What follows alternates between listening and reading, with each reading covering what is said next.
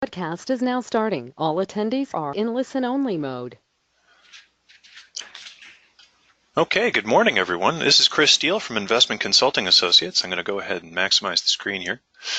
Wanted to thank you very much for joining us this morning while we talk about execution and making implementation work, particularly with regards to economic development strategies and inward promotion. The reason that we put this little bit of a webinar together, we do regular webinars on a periodic basis whenever we see a topic of interest that our clients are talking to us about. And one of the things that has come up on a fairly regular basis recently is the concept of, it's all very good that we've got this economic development or investment promotion strategy, but we're having real trouble executing it and making it work. And there are a couple of common themes that we have seen throughout, as well as some tactics that we wanted to share with you. So we're going to take this next half hour and talk to you about this. We are also recording the session, so we will make this available via a link to all those that have participated. We'll send you a link after. We'll also, of course, make this available on our website. So again, I am Chris Steele. I am based out of our Boston office here at Investment Consulting Associates. I am joined by Laurens van der Schoor, who is over in our Amsterdam office. And we are both from Investment Consulting Associates. We are at heart a site selection firm. So we are the kind of folks that come through, and as we have our clients that are going through and looking to establish where that next office is going to be or that next production facility, we are the folks that are working with those clients. Over the 10 years that we have been together in this firm, however, we have also done a lot of work taking that knowledge and that information and making it useful to the public sector. So that involves putting together economic development strategies, investment promotion strategies, advising folks on incentive policies and regulatory design, as well as starting to, something that we've done from the beginning even. As we do the economic development strategies, we are often still the folks that people call as they're trying to figure out how to make sense of the plan and how to make it work, or how to respond to speed bumps as they go along, and hence, of course, the rationale for what we're talking about today. So I guess the first question to even really think about here is, why does implementation matter? I'm guessing that to those of you on the phone, that's probably already self-evident, because I have to assume that if you're joining us here today, you've either had the experience of trying to implement a strategy and had some issues doing it, or are looking forward to getting an economic development or investment promotion strategy moving and want to make sure that you have your ducks in a row such that things can actually happen at the end of the day. What you don't want to have is to have a plan that ends up being a bookend on your shelf, or that has so many vague and general statements in its action plan that it's impossible to know, first of all, what to do, and second of all, whether in fact you've been successful once you've moved forward. Thomas Edison had a wonderful quote, and I'll be bringing in a couple of wonderful quotes as we go through, but vision without execution is hallucination. It really does have a fairly profound, not to mention humorous, implication in that all of this analysis that we do on these Excel sheets and on PowerPoints and Word documents is lovely, but if it doesn't actually turn into action at the end of the day, it's very much an empty exercise. So in the case of a strategic plan, you've done the analysis, you've laid the plans, you've written it all up, and then the question really is, how are we going to go ahead and make this happen? You've already seen that in the real world, it's very hard to translate what's on that paper to what needs to happen in terms of change. And there are three general areas of fear that kind of come along with that. You have the opportunity cost, the fact that you know that you've already put the effort into doing the analysis, to getting the stakeholders together and learning what their individual goals and objectives are and incorporating that. But you also know that there's going to be resistance. Any sort of change is going to be difficult. And there's a wonderful also just observation that organizational change is itself pain with a plan. And then there's always that other fear, which is what if we try really, really hard and we still don't see the results out of this that we wanted to see? Now, I'll argue that that itself is a valuable lesson, but let's kind of move through here and start to see what we're talking about. First of all, Implementation absolutely has to start with the concept of that strategic planning. The plans themselves need to be specific, measurable, assignable, realistic, and time-bound. And of course, there's always an acronym for things of this nature. I do have a background in Ernst & Young, so there you go. Smart. This really does come back to that point that I was talking about before. So many of the strategic plans that we see after the fact very often do not have that level of specificity, that don't have that level of being able to measure when a task has in fact been accomplished and accomplished successfully. If you don't have these kinds of measures in place, these kinds of evaluation of whether a task actually meets these criteria, you can't necessarily hold parties accountable after the fact. You also don't know if you have succeeded or failed, and therefore whether to adjust your plan. The goals and actions themselves must be backed by a realistic understanding also of the resources now and in the future. So something we'll talk about here in a moment. As you go through and start to make sure that you have a strategic plan that makes sense, you need to be able to make sure that you've got the resources that can make it happen. And I think just about all of us on the phone have felt like the person that's shown here in the desk. Strategy has to take the resources and the bandwidth into account when you're doing that front-end planning. Of course, you always want to start with the resources that you have direct control over, the ones that are internal to the organization. There are a couple advantages to this. You have the localized control and accountability within your own organization. You don't have to step outside and count on somebody else.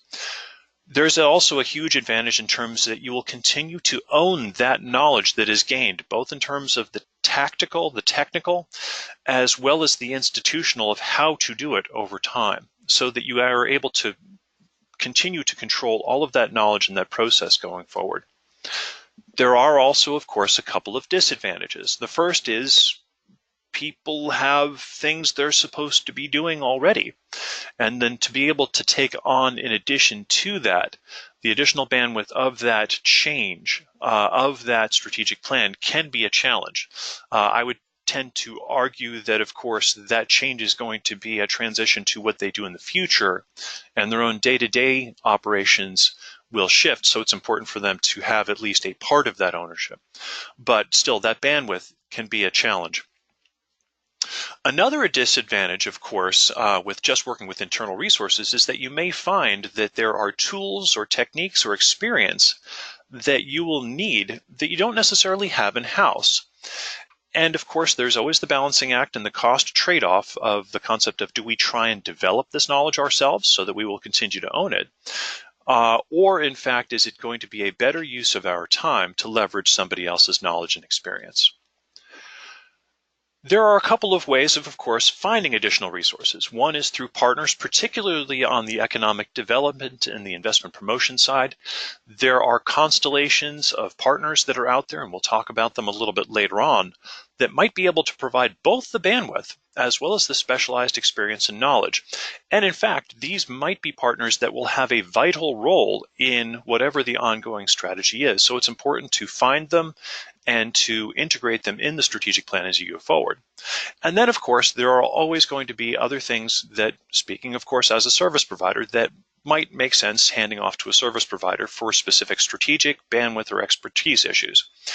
There's also always a possibility that bringing in an outside resource might be good from an objectivity perspective, or to be able to have somebody that can really bridge some of the more difficult conversations as they come up. Another key element to implementation is accountability. So the more that you can go in and be able to identify the measures and the monitoring that you will have for your strategic plan at the beginning, the more you can eliminate variability and also to be able to track progress as you go forward. It's important that everybody that is involved understands that there will be key performance indicators that are taken a look at on a known regular basis, and that information will be shared across the team. That, as I was just mentioning, that performance is discussed across the team, and that everybody understands that not achieving a particular goal is not necessarily a failure that is going to have negative repercussions, but that it is in fact vital information that is necessary to show what needs to happen next, what kinds of adjustments need to be made.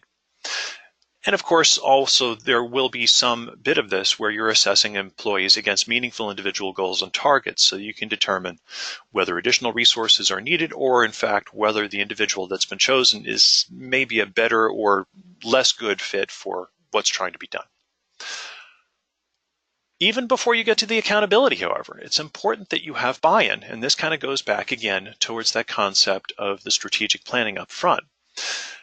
By incorporating your stakeholders and in fact your internal team in your planning, this is how you need to be able to get people to believe in the goals as well as in the means by which you're going to go ahead and get on with them. If you can have all of the above, you can start to have something like straight out of the Navy SEAL handbook, which is, in the absence of orders, I will take charge, lead my team, and accomplish the mission. This is the level of buy-in, this is the level of entrepreneurship, and this is the level of just acceptance and working towards common goals that you want to try and be able to drive with the team. Now, there is a little bit of a knowledge about strategic plans, which is a perfect tactical plan is like a unicorn, because everyone can tell you what one looks like, but no one has seen one, much less actually worked to implement one. So instead, it's important to plan flexibility into the system, and it's another reason why that concept of being able to have that accountability and feedback is so important. You need to be able to to learn what's going on as you're going through the implementation phases, and to be able to change your strategic plan as you go. Any bit of information that is a speed bump, that is a roadblock, that is a difference to the data that you saw during the initial analysis is important information, and it's going to lead you to the kinds of changes that you need to make in order to be successful. Don't be afraid of that. Leave room for adjustment. Be honest when something doesn't work, and be open to the adjustment and to the means for getting to that adjustment. Keep your goals steady. You know what you are looking to achieve as an organization or as a community, but always be willing to examine other ways of getting there. Dwight Eisenhower, I'm really going to try and cut back on the quotes a little bit more, but I still want to have you laugh a little bit here. In preparing for battle, I've always found that plans are useless, but planning is indispensable. Being as one who puts these plans together, I would argue that the plans themselves are very helpful, but that it's never quite executed exactly the way that you think it is at the end of the planning process itself. So let me hand this over to Lawrence here, and he's going to talk a little bit more about some of the nuts and bolts. Lawrence, why don't you take it away? Yes, thank you very much, Chris. This is Lawrence from the ICA office in Amsterdam. So just as Chris already mentioned, just for comparison, we are actually both corporate site selectors as well as advisors on economic development and investment promotion. So basically, we understand both perspectives of implementation. Now, if you look at the corporate site selection process first, which is depicted on the top of this very slide, we can distinguish 4 clear phases. And the first phase is very much about strategy building and a strategic assessment of the options, which is followed by location screening, location benchmarking, and conducting due diligence, which is then followed by performing site visits. Now, and once the final location decision has been made, there's an entire phase fully dedicated to implementation of the investment project. So ensuring that the investment materializes and everything is up and running. Now, by contrast, if we look at the implementation that is typical for economic development, as well as investment attraction and promotion strategies, which is depicted at the bottom of this very much slide, we actually see that there's not a single phase that is entirely dedicated to implementation. This phase is actually lacking. What we rather see is that each of the 4 stages has a very clear implementation angle in itself. So meaning that, for instance, if we look at image building and marketing, if we develop an image building and marketing strategy, it should be accompanied by a clear implementation plan. And this also applies, of course, to the other three remaining stages of the investment promotion lifecycle. So lead generation and targeting, as well as for investor servicing and for investor aftercare and policy advocacy. So in a nutshell, implementation in corporate site selection is very much vertically structured, whereas for investment promotion and economic development, it's very much horizontally structured.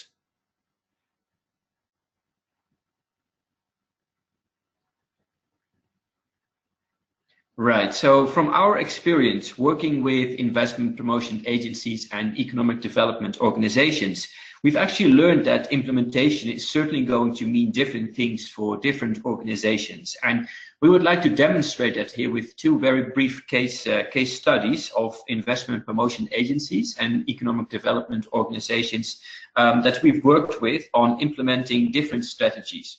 Now, the first case study is actually a new economic development organization that was set up in a country in Latin America that was mandated to actually promote investment into its free zones. So the implementation angle here and the support that we provide was very much focused on getting this economic development organizational up and running, getting it operational. So very much, for instance, by looking at the physical location for its headquarters, but also looking at staff needs and how to recruit initial staff. Also looking at the financial perspective of the EDO. So looking at what are budget requirements, as well as developing a financial plan. And also looking how the EDO can actually be monitored and evaluated based on key performance indicators. Now, the second case study is a very much different case study in an entirely different context.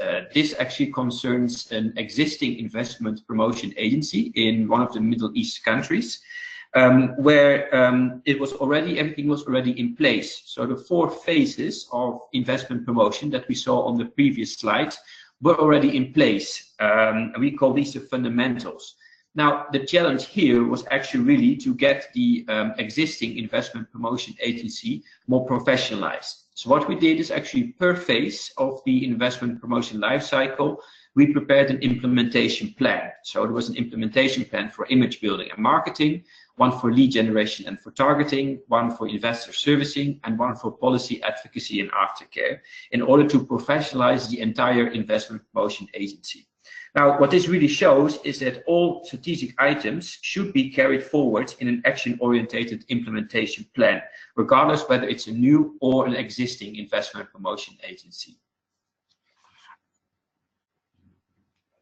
So these 2 case studies also show the need, and this is something that Chris also already highlighted, for an independent external party. First of all, to develop and structure the implementation plan, but secondly, and perhaps also as important, to allocate the roles and responsibilities. There's multiple reasons actually to involve an independent external party in developing an implementation plan. And the first is because they typically have these unique technical capabilities and knowledge of global best practices. Independent external parties know really how to structure an implementation plan, because they have a very holistic vision on the entire implementation process, because they have a very clear point on the horizon. At the same time, however, they also know and they also have an eye for the detailed tasks and activities that are necessary to successfully complete the entire implementation process. Now, secondly, again, also because of their unique technical capabilities and also the result of their expertise, these independent external parties really know how to realistically plan, structure and coordinate the entire implementation process. So they really know what works and also what does not work. Because these independent external parties are actually not tied to certain politics and they're not institutionally embedded, they also know and they also can provide frank and independent advice from a neutral and objective position. And this also means that they have the freedom really to set up and to develop key performance indicators that really track the progress and monitor the performance of an investment promotion agency or economic development organization. It also means that independent external parties really have the ability to leverage both the public sector experience, but simultaneously taking a corporate perspective. And with this, we actually mean that the public sector experience very much means that these external parties know how to design an implementation plan in line with the public sector capacities, but at the same time, also understanding the ultimate customers of any investment promotion agency or economic development organizations, which clearly are investors or companies. So what it very much means is that it's important to involve independent external parties, because it can actually enable to import private sector motivation, but at the same time leveraging the culture of the local public sector.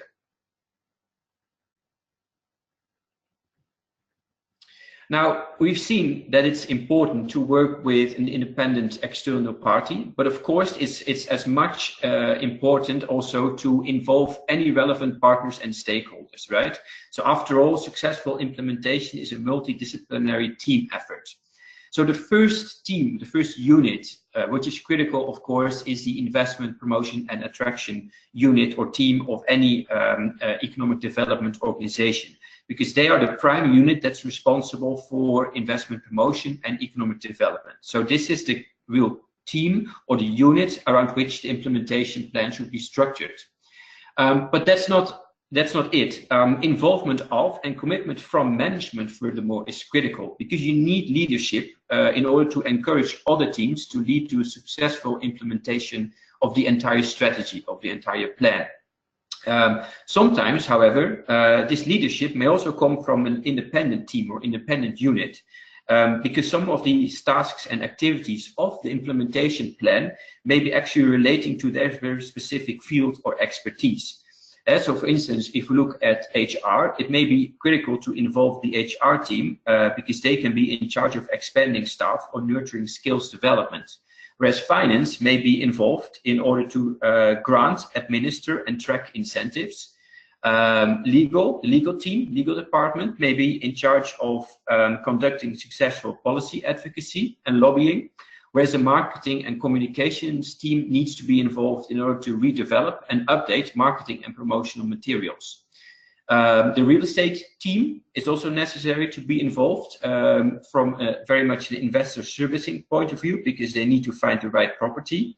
And finally, and this is critical and what we've seen very much overlooked, the research and intelligence team is critical, because nowadays business intelligence and data is really the backbone of any implementation plan.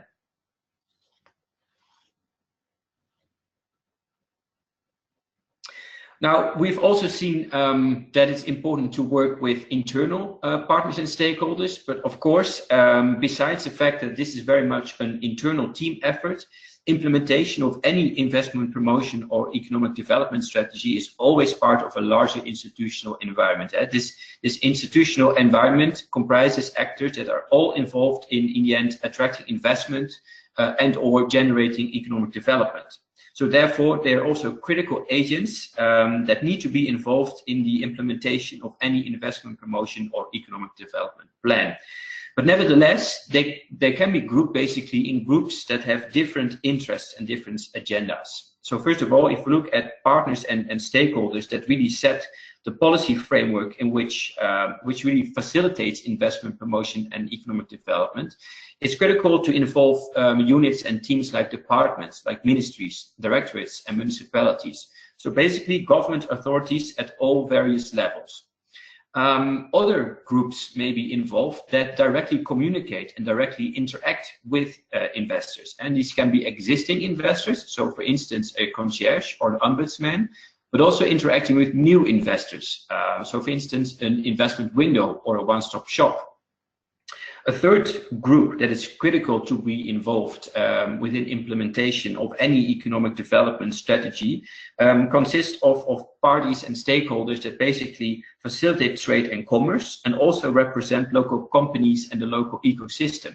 So that's, for instance, export promotion and trade promotion organizations, but also the chambers of commerce, as well as the regional partners that are involved in transportation boards. And finally, it's important to have free zones, foreign trade zones, and special economic zones involved in implementation of plans, because they basically function as an asset to the local institutional environment. and that was actually too early, because last but not least, it's very important to include parties that make up the triple helix model. So of course, it's the public sector, but it's also the private sector as well as educational institutions that should be involved. So on top of everything else that we were just talking about, as I mentioned earlier, there are particular instances where you're likely to need to go ahead and outsource some activities of the implementation. And as you're starting to think through that, there are a couple of real decision thresholds that you might want to consider, and they are the pretty much the four that you're looking at up at the top. Bandwidth: how much capacity do we have internally, just in terms of FTEs and the ability to get this work done? Do we have the expertise that is required for the particular task, the technical task? Duration: is this a task that we're going to need to do over a longer period of time, or is this just for a discrete, smaller amount of time, and that therefore will not necessarily be useful information for us to hold on? And of course, objective look: will this particular task or activity benefit from an outside set of eyes as well as an outside set of experience? Those different decision thresholds can help you start to figure out whether and what to outsource, and also to start to indicate the kind of outsource provider that you're going to require. The specific roles are going to depend on the resources that you have at your fingertips already as your IPA or EDO, in terms of your institutional structure and your mandate, your budget, and also the unique capabilities of the people that you have as part of your team right now. And then also, of course, depending upon the priorities that your IPA or EDO has, in terms of, is the focus really going to be on strategic planning and moving the organizational change over time? Is it really going to be about marketing and sales and building up the pipeline of leads and activities and projects as it's starting to come in? Or is it going to be about team building and really building capacity and training people on the things that they need to do? All of those can force a slightly different answer towards the kinds of resources that you require. Through all of this, I would like to just kind of leave you with the, if you will, the caution over the overall theme, that it's important that you, as the IPA and the EDO, as you're thinking about what and whether to outsource and to whom, that you maintain your own control of the things that are going to make you successful in the long term as an IPA or an EDO. And a lot of that has to do with certainly your core business, but a lot of that also has to do with relationships. So that's relationships with your key stakeholders and partners. And also, even if you start to, for example, bring in somebody to help you generate new leads into the organization, you're going to want to make sure that those relationships get transitioned to permanent IPA or EDO personnel in a very, very short period of time, so that the relationships stay internal to the organization over the longer term. So let's start to think about just what we might want to talk about the next time, because we're coming right up on our half-hour mark, and we want it to be as, we are American and Dutch at the end of the day, so we are very punctual with regards to time. We want to make sure that you're thinking about the things that we might talk about the next time. Obviously, we've given you some good ideas, we hope, for how to start to think about setting up implementation for success. But of course, a key part of that is measuring how well you're doing. So the next time we talk to you, we'll talk a little bit more about measuring progress, who's in charge of that measurement and really certifying that things are happening, and then that feedback loop of learning what's working and what's not, and how that will drive change going forward. So with that, we're looking forward to talking with you more about this the next time. We will absolutely make this the recording of this webinar available online. We'll tweet out about it, put it up on LinkedIn, and of course have it up on our website. And of course, please feel free to send us questions as well. Our contact information is down here below, and I believe that you also will have the information available to you. And of course, please feel free to check out our website at www.ic-associates.com, where you will also find our contact information. Thank you again for sharing a half hour with us here this morning, and we look forward to speaking with you again soon. Thank you.